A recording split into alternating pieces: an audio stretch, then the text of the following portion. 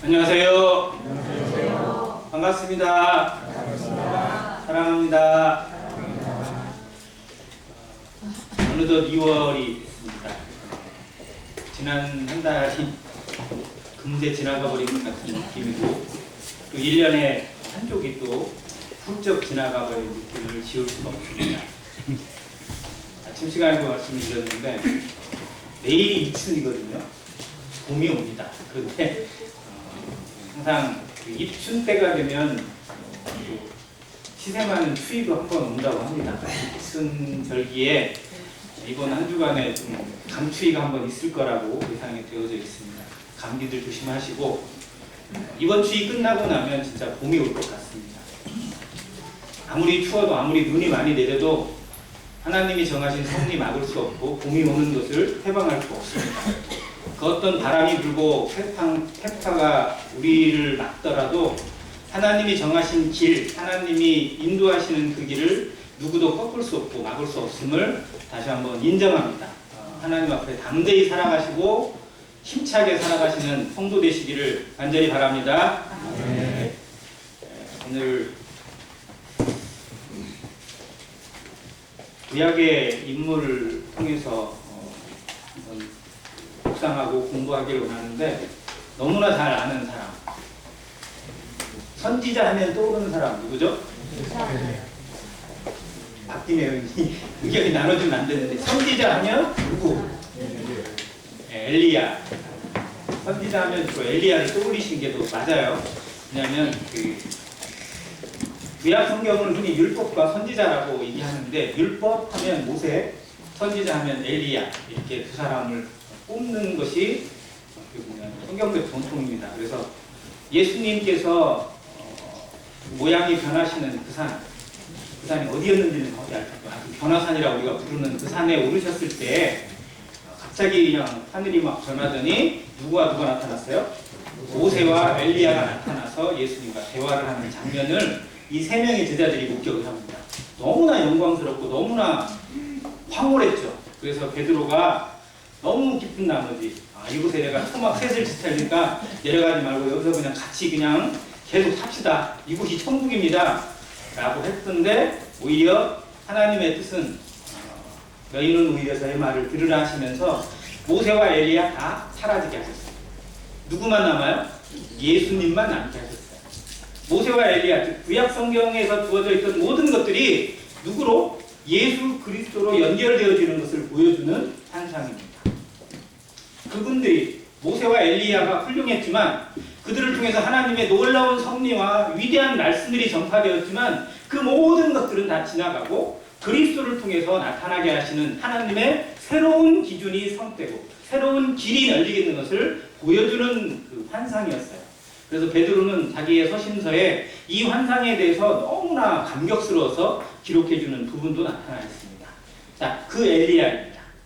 이 엘리야가 활동했던 때에 일어난 일, 또 하나님께서 그를 다루시고 그를 인도하시고 보호하시고 지키시는 모습을 통해서 우리가 하나님 앞에 어떠한 자세로 살아가야 할 것인지, 우리를 어떻게 하나님이 인도하시고 보호하시고 도우시는지를 같이 경험하는 시간 되었으면 좋겠습니다.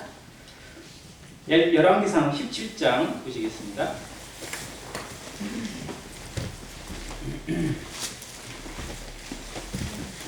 열왕기상 17장 1절입니다.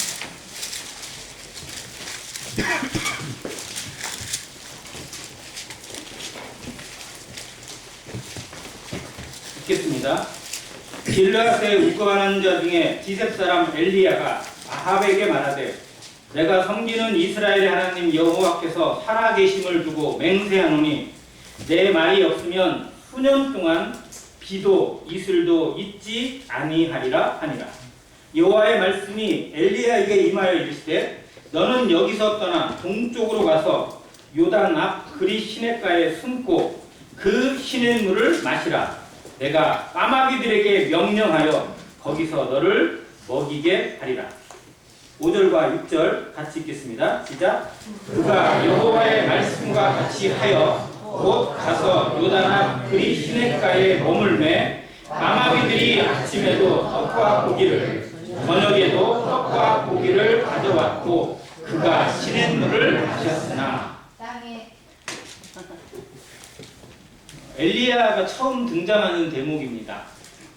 엘리야는 다른 사람과 좀 다른 부분이 하나 있는데 대부분의 성경의 인물을 소개할 때 성경은 그가 누구의 아들인지 누구의 자식인지를 기록을 해줘요.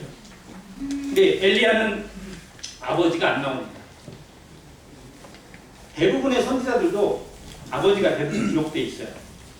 근데 엘리야는 특별하게 그가 어디 사람인지만 나옵니다. 길르앗에 우거하는 자 중에 디셉 사람이라고. 길르앗 땅에 디셉이라는 곳이 그의 고향이었음을 이야기해 주기만 하는데 부모가 누구인지도 모르고 어떤 소속이었는지 어떻게 살아왔는지도 기록하지 않습니다. 아무튼 그가 하나님 앞에 특별한 사람인 것을 보여주는 대목이고 또 엘리야가 더 특별한 거 하나 뭐죠? 그의 삶은 뭐를 맛보지 않아요? 네, 죽음을 맛보지 않고 뭐를 타고 올라가죠? 네, 물병거를 타고 올라가는 모습. 정말 인생으로서 하나님 앞에 누릴 수 있는 최고의 영광을 누리는 사람으로 하나님께서 보여주시는 그 대목을 우리는 보게 됩니다.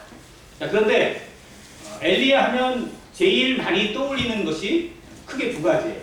첫 번째는 갈멜산. 지중해가 바라보이는 그 지경에서 제일 높은 산이라고 합니다. 그 갈멜산에서 일어난 엄청난 승리, 그리고 그곳에서 기도해서 비가 내리게 하는 그 대목, 그리고 불병거 타고 하늘로 쫙 올라가는 그 모습. 우리가 좀 어떻게 상상할 수 있는 최고의 모습이죠. 그런데 그 모습은 그냥 만들어지지 않는다는 겁니다. 그 영광은 거저 이루어지지 않는다는 겁니다. 하나님께서 엘리야를 하나님의 뜻 가운데 세우시고 부르셨지만 그도 하나님의 사람이고 또 그도 역시 인생이기에 다스려지지 않고 다듬어지지 않으면 안 된다는 것을 성경이 보여주고 있습니다. 자, 엘리야가 있던 시기에 엘리야가 활동하던 그곳에 북이스라엘의 왕이 누구였죠? 아합입니다. 아합. 네, 아합에 대해서 성경이 이렇게 기록해주고 있습니다. 그 앞에 16장 29절 보겠습니다.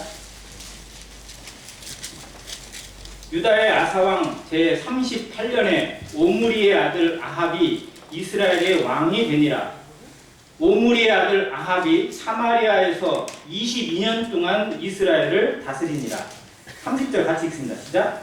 오므리의 아들 아합이 그의 이전의 모든 사람보다 여호와 보시기에 악을 더욱 행하여. 아합에 대한 평가가 이 한 구절에 있습니다. 이전에 있던 모든 사람들보다 여호와 보시기에 더욱 악을 행했습니다. 그가 대표적으로 악을 행한 부분이 뭐냐면 느밧의 아들 여로보암의 죄를 따라 행하는 것을 오히려 가볍게 여겨요. 북이스라엘의 왕들의 공통적인 죄가 뭐냐면 여로보암의 죄를, 여로보암을 따라서 행하는 일들이거든요. 즉 그 베델과 단에 세운 그 신상에 절을 하고 송아지 우상에 제사를 지내면서 하나님을 업신여기고 우상을 섬긴 거였는데 이거를 오히려 가볍게 해요. 이건 아무것도 아니라는 거예요. 여기에 더해서 뭐를 했느냐?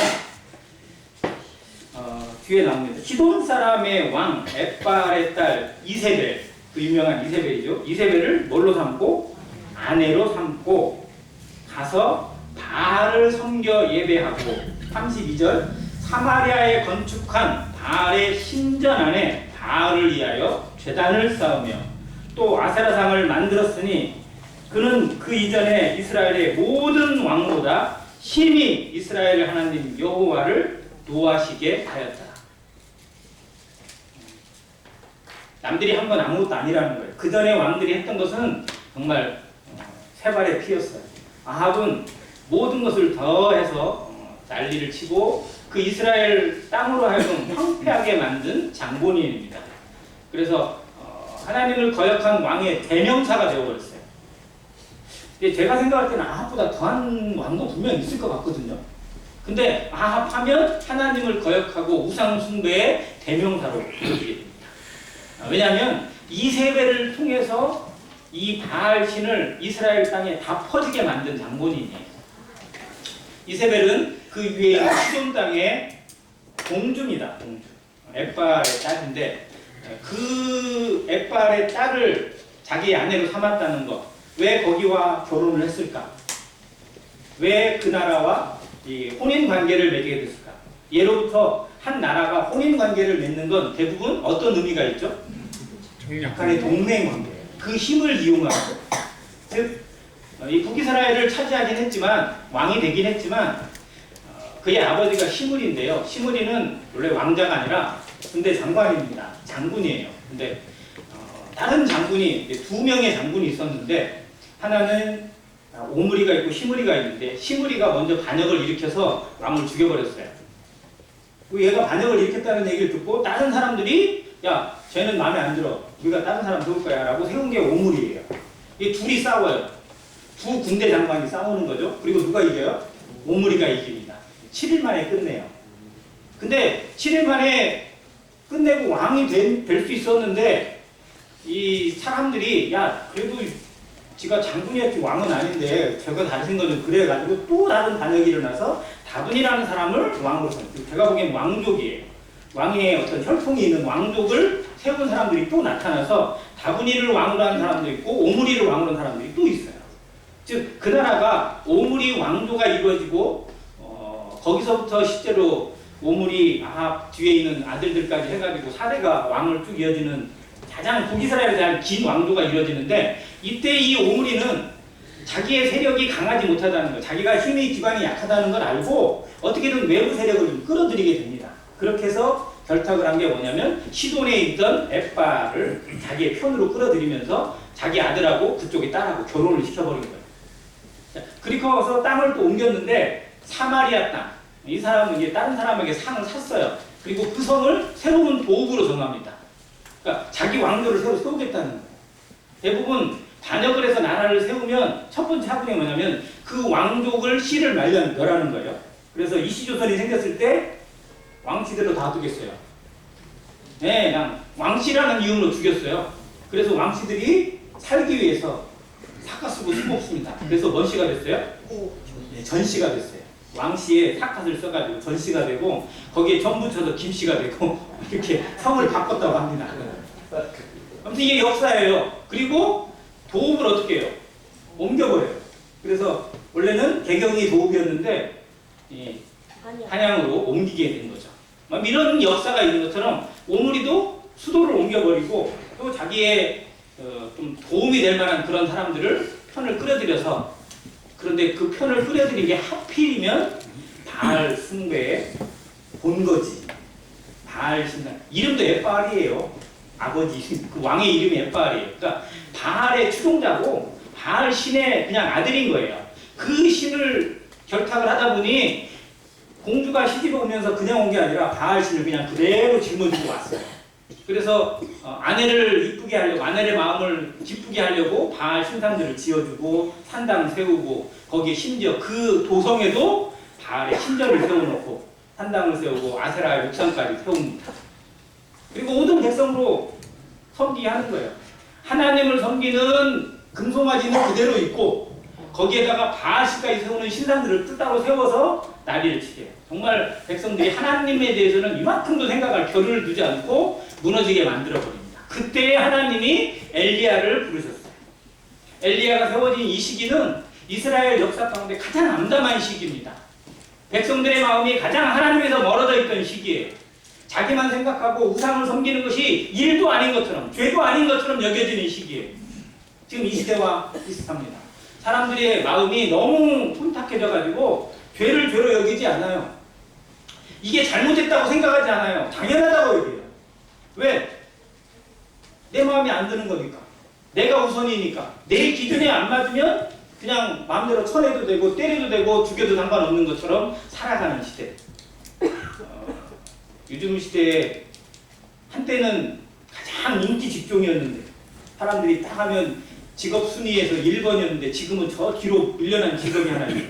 뭐죠? 교사예요. 교사는 다 하기 싫대요. 자, 전주에 유명한 학교가 하나 있습니다. 저도 어디 학교인지는 모르겠는데 아무튼 부자들이 좀 많이 다니는 학교 같아요. 그런데 그 학교에 유명한 학생이 둘이 있어요. 둘이. 그 학생이 유명하다는 건 동시에 또 누가 유명할까요? 그 엄마가 유명하겠죠. 어떤 엄마일지. 자, 그 학생 인권 조례라는 게 생겨가지고 학생들을 약간 좀 뭔가 좀 이상한 말을 해도 고소하고요. 교사가 뭐 예를 들어서 수업 시간에 학생한테 누구 하나를 지적해가지고 세워가지고 뭐 읽어 이렇게 했어요. 예전 같으면 당연히 있죠. 근데 왜 우리에만 일어나서 그걸 시켰냐라고 해가지고 선생을 고소해버려요. 실제 일어나는 일입니다. 지금 현재 일어나고 있어요. 수없이 일어나고 있습니다. 자, 그런데 무슨 일이 있었냐면 에버랜드로 놀러 갔대요. 전주에서 에버랜드까지. 그것 때문에 갔나 봐요. 근데 이 간 학생들의 그 반 담임이 이 학생이 그 에버랜드에 가면 에버랜드가 뭐 한 동네도 아니고 엄청나게 크잖아요. 거기를 걸어 다녀야 되는데 걸어 다니다가는 목이 말랐나 봐요. 목이 말랐는데 선생한테 물을 달라고 그랬나 봐요. 물을 갖다 달라고 그랬나 어쨌나 그랬대요. 그래서 선생이 야, 그건 네가 해야지 이렇게 했대요. 근데 그걸 엄마한테 잃는 거예요. 엄마가 학교에다 전화를 해가지고 교육청에 전화를 해가지고 학생이 요청을 했는데 선생이 무시했다라는 걸로 투서를 하고 고소를 해버렸어요. 그 정도예요. 그 일이 전주에 있는 초등학교에서 일어났어요. 그래서 그 학교에 가면 교사들이 전부 다 그 학생 있는 반을 안 맞으려고 피해야 되잖아요. 그 학생 담임 맞았다가 난리 나니까. 그게 그 학교의 문제래요. 그래서 교사들이 그 학교를 떠나고 싶어하고 아무도 거기 안 가려고 하고. 그런데 정말 새로운 교사 하나가 그곳에 가겠다고 자원을 했대요. 그게 누구냐면 전교조의 전북지부장이에요. 내가 가서 이 학생을 담당하겠다. 뭐 이렇게 얘기했다고. 이런 시대예요. 초등학생들이 선생에 대해서 요구하는 것이 이게 잘못된 것인지 잘된 것인지를 전혀 구분하지 않아요. 내게 도움이 되면, 내게 요청이 되면 그냥 요구할 수 있는 거고 안 해주면 그거를 법으로라도 제재를 하겠다는 게 지금 이 시대에 살아가고 있는 시대. 그럼 어디가 잘못된 건지 정말 모르겠어요. 제가 아는 한 교사가 해찬들을 안 먹습니다. 해찬들 거기에 나오는 음식이나 뭐 이런 거 나오죠. 해찬들에서 이걸 안 먹는데요. 왜 안 먹냐고 그랬더니 이해찬이 그 인권 조례를 만들었대요. 이게 다 원망하게 싶었어요. 그 말이 떠올라서 안 먹는다고요. 얼마나 주눅이 들었을까 하는 생각이 들 정도로 지금 이런 시대입니다. 정말로 우리가 생각하는 것 훨씬 이상으로 아이들이 살아가고 있는 시대 학교의 상황들이요 정말 무섭습니다. 정말 우리 아이들 정말 기도하셔야 돼요. 이 아이들이 살아가고 있는 현실이 그래요. 부모들이 닥치고 있는 현실이 그렇습니다. 그게 당연하게 여겨지고 있는 시대예요. 정말 이 가운데서 하나님을 제대로 알고 구원받는다는 게 얼마나 기적이고 얼마나 놀라운 은혜인지 알 수가 없습니다. 이 엘리야가 활동하던 시대하고 정말 이 시대가 너무 비교가 되더라고요. 자, 엘리야가 이때 하나님의 말씀을 받아서 하나님의 명령으로 하나님의 말씀으로 아합에게 갑니다. 자, 엘리야가 처음에 아합에게 던진 말이 얼마나 무서운 말인지 보세요. 내가 섬기는 이스라엘의 하나님 여호와께서 살아계심을 두고 맹세하노니 내 말이 없으면 얼마 동안? 수년 동안. 기한이 정해졌어요? 안 정해졌어요? 안 정해졌어요. 얼마가 될지 몰라요. 수년 동안 뭣도 없다? 비도 없다. 또 이슬도 없다. 자, 비가 없는 건 그나마 어떻게 보면 이해를 하겠어요. 그런데 이슬이 없다는 건요, 이스라엘에게 죽음이에요. 왜냐하면 비가 없을 땐 뭐라도 있어야 돼요. 이슬이라도 있어야 돼요. 그래서 새벽 이슬 같은 주의 청년이라는 단어가 나온 거거든요. 비가 없는 그 건기에 어떻게든 생명을 유지할 수 있는 마지막 희망이 새벽 이슬이니까. 그런데 이슬도 없다는 거예요. 그러면 이 땅은 뭐다? 죽음이라는 거예요. 이 땅은 저주를 받았다는 겁니다. 근데 그게 하루 이틀도 아니고 한 달도 아니고 수년 동안 하나님의 말씀이 없으면, 내가 하나님의 말씀을 선포하지 않으면 아무것도 내리지 않을 것이다 라고 선포를 해버렸어요. 우리 처음에는 왕이 이 말을 곧이 들었을까요? 미친놈이 뭐라고 떠들고 다녀? 그러면서 아마 무시했을 거예요.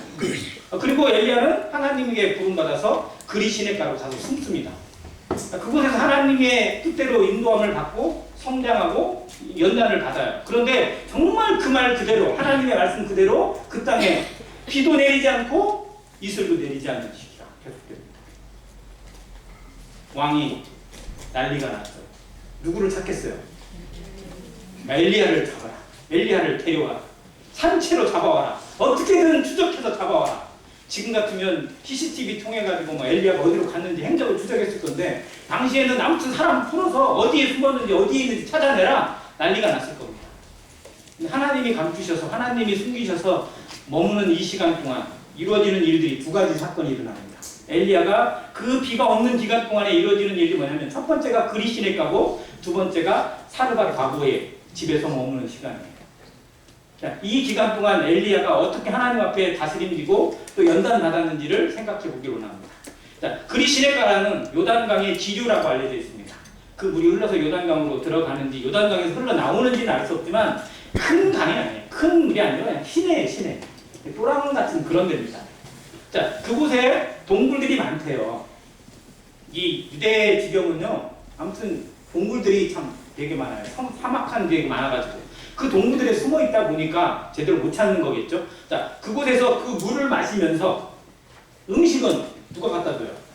까마귀가. 여기 까마귀를 묵상하게 됩니다. 까마귀. 자, 우리나라에서 까마귀는 기분 좋은 새, 나쁜 새? 나쁜 새. 왜요? 자, 까마귀의 반대. 까치. 그래서 까치가 울면 누가 오고? 손님이 오고. 까마귀가 울면 초상이 난다. 이렇게 알려져 있어요. 그래서 까마귀가 울면 막 전부 다 막 쫓아내고 돌 던져요.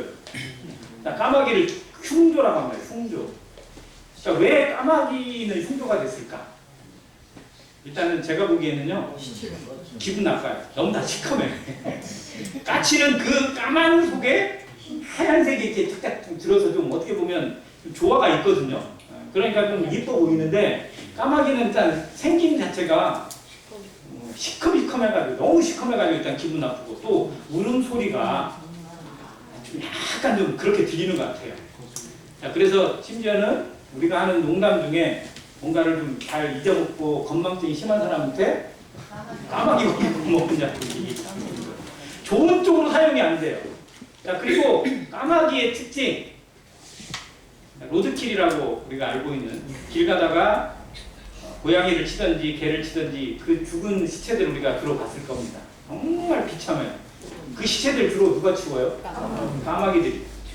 까마귀는 먹는 것에 정말 아무것도 가리지 않고 특히 썩은 고기나 이런 것들도 가리지 않고 먹는다. 그러다 보니 인식이 막 시체 옆에 까마귀 있고 뭐 그런 데만 있고 또 이것들은 왜 이렇게 때를 지어 잘 다녀요 막 보면. 그러다 보니 좀 무섭기도 하고. 제가 익산을 가다 보면 저 어디에 도로에서 쭉 익산 쭉 들어가는 데 가다 보면 거기에 그 강둑 옆에 뭐 섬진강 뭐 이렇게 뭐가 있는데 거기에 보면 까마귀 떼들이 엄청나게 많이 달아다니는 게 있더라고요. 꼭 그때마다 그게 있어요. 아무튼 전혀 좋은 쪽으로 사용이 안 됐는데 이 성경에서 나오는 까마귀는 약간 다른 모습이더라고요. 한 구절 말씀을 보겠습니다. 누가복음 12장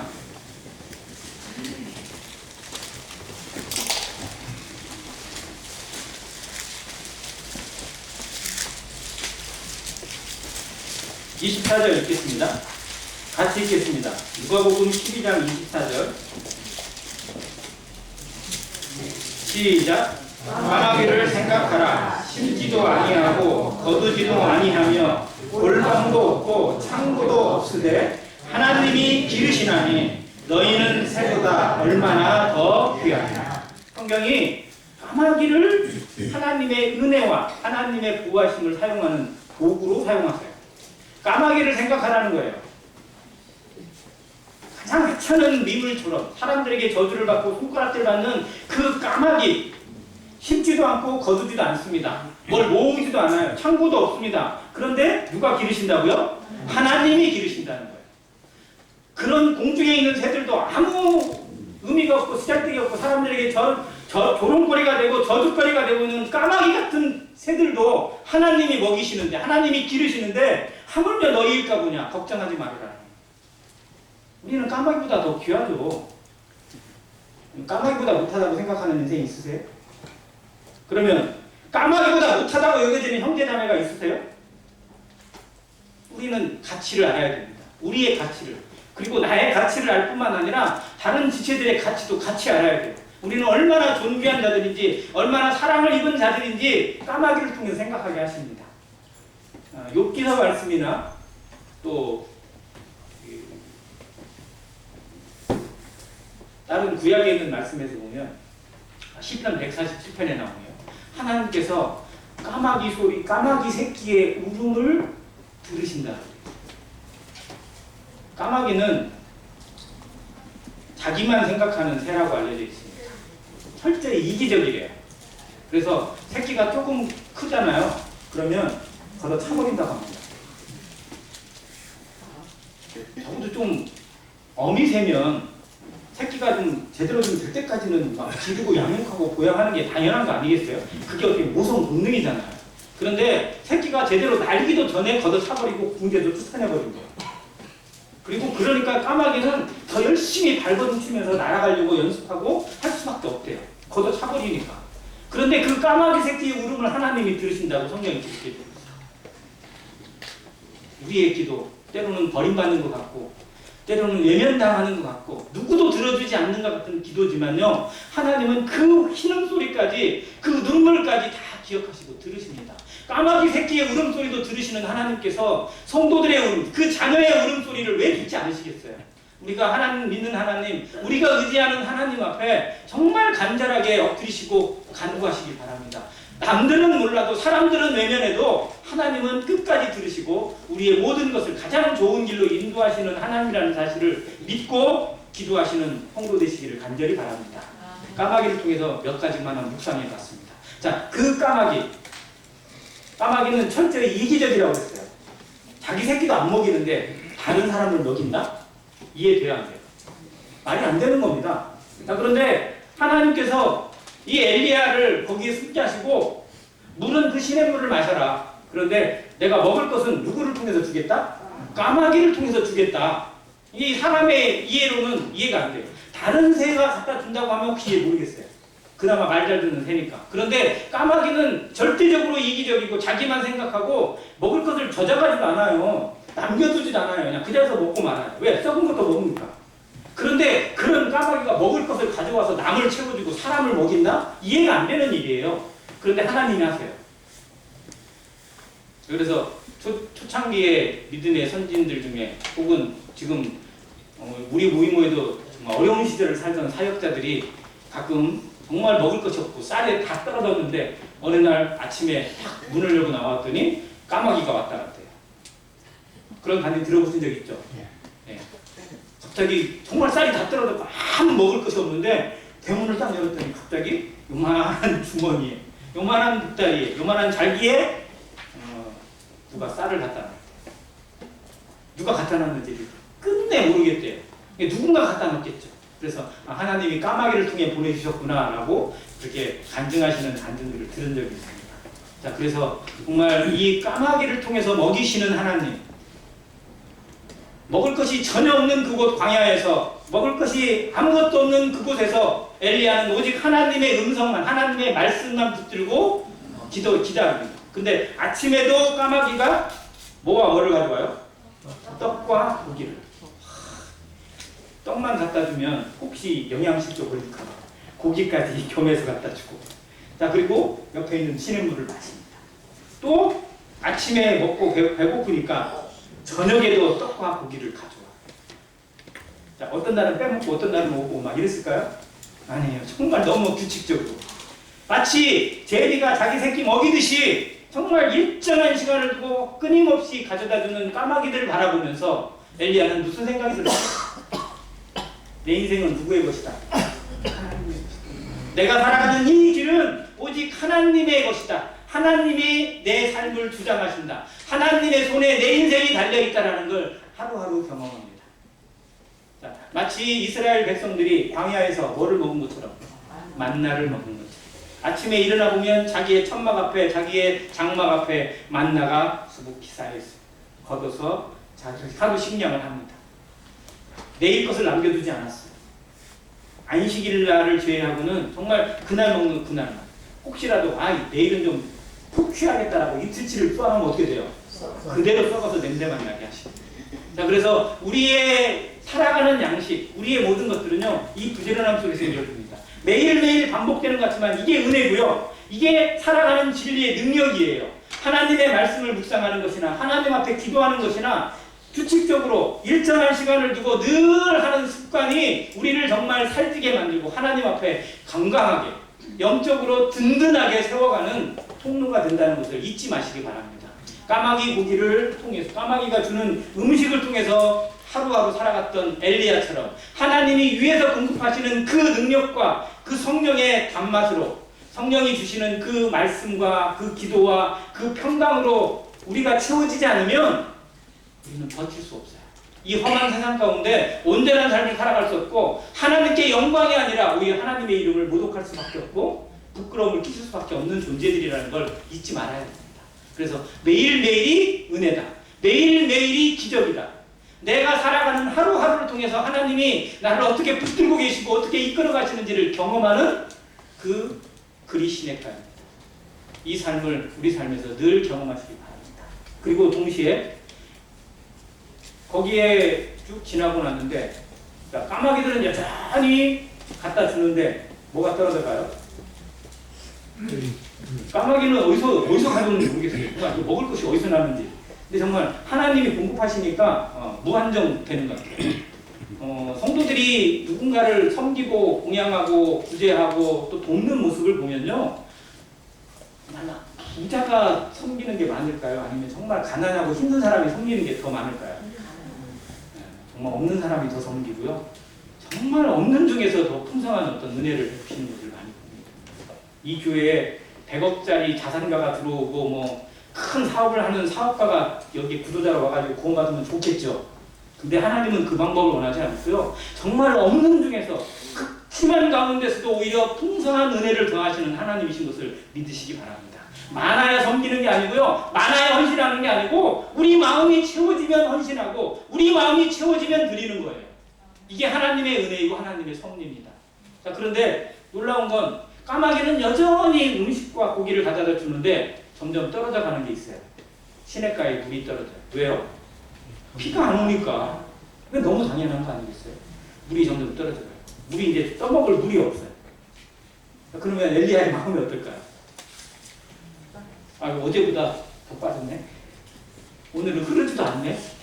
내일이면 없겠네? 이 생각이 왜 안 들겠어요? 근데 그때마다 우리의 불안과 우리의 걱정, 우리의 염려가 늘 생겨나요. 은혜를 경험하는 중에도 늘 염려는 옵니다. 아무리 풍성한 가운데 말씀의 풍성이 있어도요, 우리 삶을 돌아보면 늘 염려가 찾아올 수밖에 없고 뭔가 부족함이 늘 보입니다. 우리의 눈에 보일 수밖에 없어요. 그게 엘리야가 경험하고 있는 이 상황이에요. 물이 점점 들어갑니다. 그런데 하나님의 또 다른 길이 있다 없다? 있다는 거예요. 자, 그래서 하나님이 물이 떨어지니까 이제 어디로 보내세요? 사르밧으로. 자, 사르밧이 어디에 있는 땅이에요? 이스라엘 땅에 있어요? 아니면 저 이방 땅이에요? 이방 땅. 그것도 어디예요? 시돈 땅이에요. 시돈 땅. 아까 얘기했잖아요. 아합이 시돈의 공주 이세벨과 결혼을 했어요. 그 시돈 땅이에요. 하나님이 참 방법이 특이해요. 그 시돈에서 아합이 자기 아내를 데려왔고 바알 신이 왔는데 그 시돈 땅으로 엘리야를 보내. 그리고 거기에서 가장 가난한 과부를 만나게 하세요. 자, 이스라엘 땅에 과부가 없을까요? 많겠죠. 근데 왜 하나님은 그곳까지 보내셨을까? 한번 생각해 보셨어요?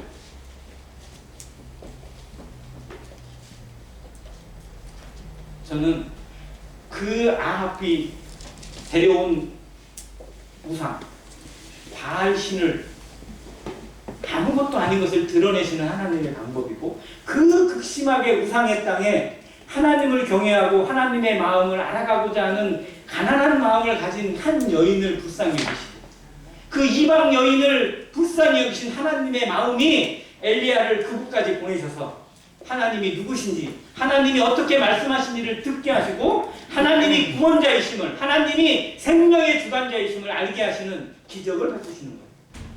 그래서 우리에게도 복음이 왔어요. 우리는 복음을 들을 만해서 들었나요? 우리 나라는 복음을 들을 만한 나라였어요? 아니에요. 정말 이 나라는 선교사가 올 수가 없는 나라예요. 아니 나라에 다스리는 통치자가 무조건 쇄국정치 쳐가지고 다 때려맞고 배가 오면 대폭 쏴가지고 쫓아버리고 선교사가 땅에 들어오면 잡아서 죽여버리고 그 일을 얼마나 많이 했어요. 그런데도 끊임없이 들어와서 복음을 전하고 끊임없이 하나님의 말씀을 전해서 우리 같은 사람도 나 같은 사람도 구원받게 하셨잖아요. 이게 사르밧 과부를 불쌍히 여기신 하나님의 마음이 대한민국을 우리나라를 불쌍히 여기시고 우리 같은 사람에게 복음을 전하기 위해서 그 피를 흘리게 하신 하나님의 사랑을 우리가 지금 경험하고 있습니다. 그래서 그 은혜를 잊지 말고 살아가야 해요. 자, 그런데 이 사르밧 과부는 정말 어떻게 보면 어이가 없죠. 딱 그 상황이 어느 상황이었냐? 이제 자기하고 자기 아들 하나밖에 안 남았는데 집에 먹을 거라고는 뭐 있어요? 밀가루 이만큼 딱 한 주먹. 그러니까 이걸로 떡을 만들면 빵을 만들면 둘이 배불리 먹겠어요. 그냥 둘이 그냥 한 조각씩 먹고 야 그냥 먹고 우리 죽자. 먹고 죽자. 뭐 이러고 있는데 와서 이 선지자라는 사람이 와가지고 하나님의 사람인데 하나님의 이름으로 말하니까 그 떡을 만들어서 누구를 줘라? 나를 줘라. 아, 이런 날강도가 어디 있어? 이게 처음에 딱 들으면 절대 이해할 수 없는 거예요. 아니 우리 둘이 먹고 죽겠다고 지금 딱 하려고 했는데 그걸 내리큼어가지고 나를 달라고?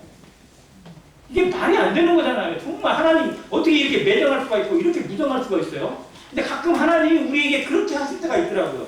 정말 힘들어 죽겠는데 지금 내 상황을 도저히 견딜 수가 없는데 야 너 빨리 가서 일어나서 하나님의 말씀을 전해. 하나님의 일을 해. 너 지금 이러고 있을 때가 아니야 라고 할 때 가끔은 하나님 원망스러울 때도 있어요. 하나님 지금 제 자신도 어떻게 할 수가 없어요. 제 자신도 어떻게 일어날 수가 없어요 라고 하소연하고 싶을 때가 있어요. 그런데 일어나게 하시고 그 일을 감당하게 하시는 것 내 힘으로 하는 게 아니라 하나님의 은혜로 하게 하시고 하나님의 능력으로 행하게 하시는 것을 우리 삶에서 늘 경험하게 하세요. 그래서 정말 이래 죽어도 죽고 저래 죽어도 죽는 거니까 그러면 당신의 말대로 하겠습니다 라고 했을 때 그 항아리에 가루가 떨어지지 않고 기름이 떨어지지 않게 하시는 하나님, 말씀으로 순종했을 때 하나님 앞에 드려졌을 때 정말 다 끝날 것 같고 다 무너질 것 같았는데도 끝까지 일으키시고 끝까지 회복하시고 여기까지 인도하시는 에베네셀 하나님을 우리가 늘 경험합니다. 그 하나님의 이름으로 살아가고 있고 앞으로도 살아가게 하십니다. 그 하나님을 찬양합니다. 그 하나님의 이름으로 늘 순종하며 살아가는 것이 너무나 당연하다는 것.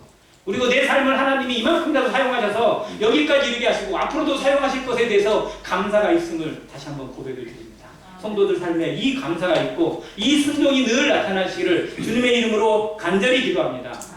자, 이 엘리야가 행했던 이 일을 통해서 몇 가지만 살펴보기로 합니다.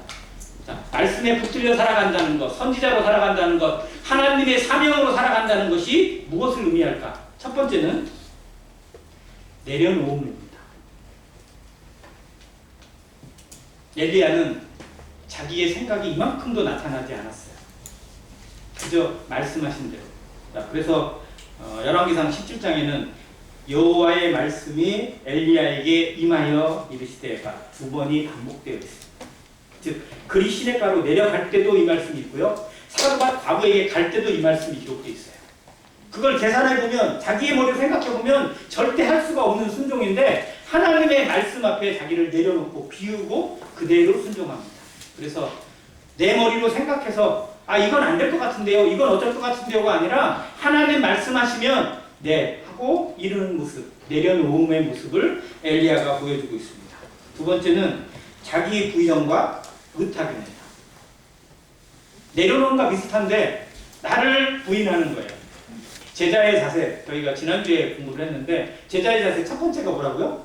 자기를 부인하고, 즉 내가 어디에 죽었다?